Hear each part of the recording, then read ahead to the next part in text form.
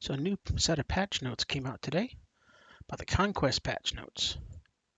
We're going to go over that and see what we think. It says, Adventurers, it is time to raise the banners of war. Sharpen your blades, enchant your staves, and elect your seconds in command. City conquests are back. Cool, that's awesome. In today's patch, conquests have undergone several changes, making them much more sophisticated and complex than they used to be.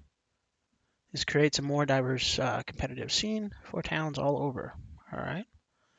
Then we go to the city conquest parts here.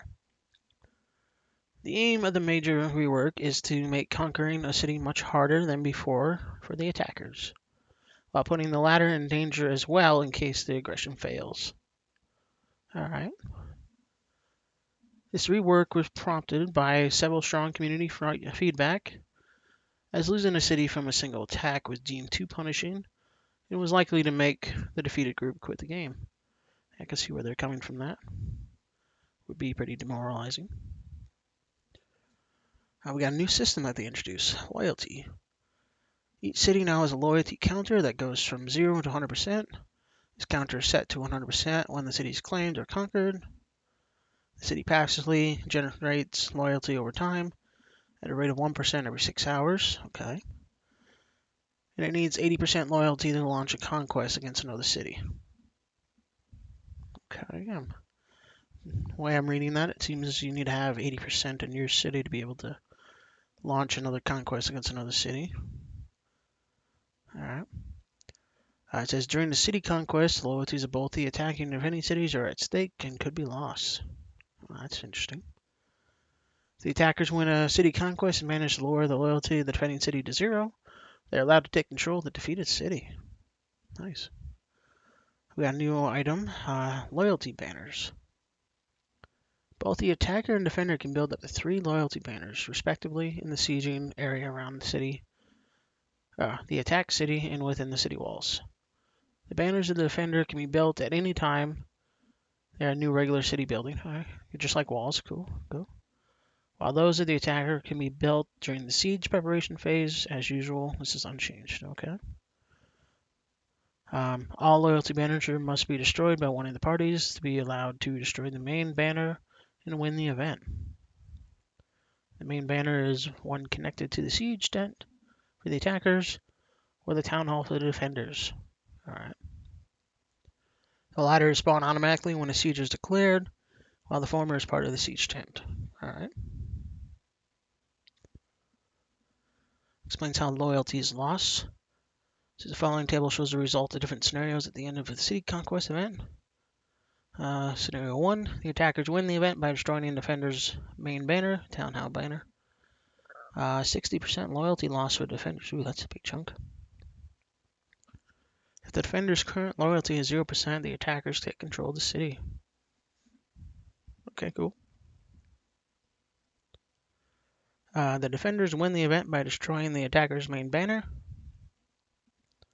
the siege banner tent, or the siege tent banner, I should say. They lose 30% loyalty for their attackers. Yeah, so, hey, if you lose a fight, we don't like you anymore. So, yeah, that's not good. So up here, like I said, they had to have 80% to attack, so if you lose, you can't attack for a while. And then the event, or if the event ends before both parties manage to destroy the opposing team banner, 10% loyalty loss for defenders for each loyalty banner they lost during the main event, up to 30 because there's 3 of them. The attacker's current loyalty is 0, the attackers can take control of the city. So that's another way to lose if you're really low loyalty. 5% loyalty loss for the attackers for each loyalty banner they lost during the event, up to 15% if they lost all 3. Alright.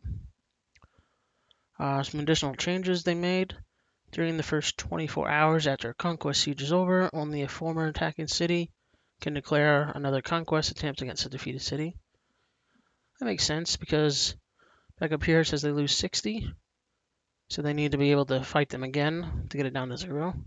And you don't want another city coming in and sweeping that underneath them. Makes sense. When a siege starts, be it a raid or a conquest, All players who aren't defenders are now correctly kicked out of the city area, i.e. out of the walls. Okay, yeah, be good to not have enemies already in the city. After a city has been conquered, it can no longer be claimed immediately by the attackers. Defenders now have a 40-hour period to vacate the city, during which they cannot delete any buildings but can remove their goods from the city. Well, that's nice. Okay, and then we're given a Hearn, or however you pronounce that. Even more love.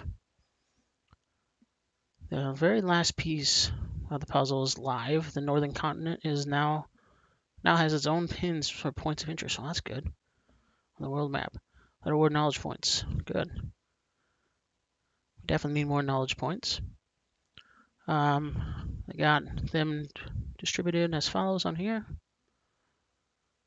all throughout the map. They added some different spell audios for some skills, some monster audios for other monsters, and then they asked if you have any feedback, and discuss on the forums. Yeah, overall, a pretty interesting update. I've never been a part of conquest at all, so I'm not sure exactly how that works, but I think with this update, there might be more conquest happening. So, we'll see.